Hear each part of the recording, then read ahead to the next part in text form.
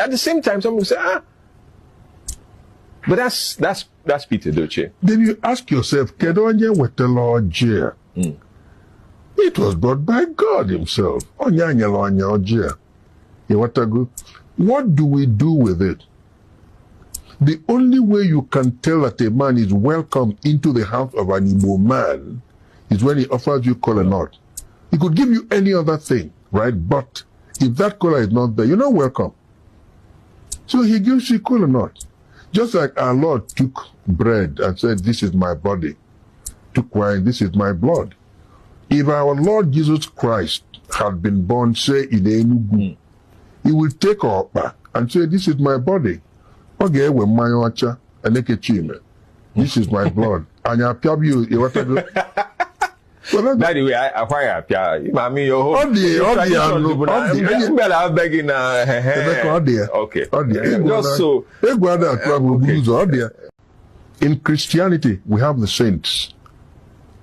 In our tradition, we have our ancestors. That intercede for, do the same thing, really. We believe that our ancestors are close to God and they are interceding for us. In other words, if there's anything we want and we invoke them, because of their proximity to the divine, they tilt towards God. God has their ear, right?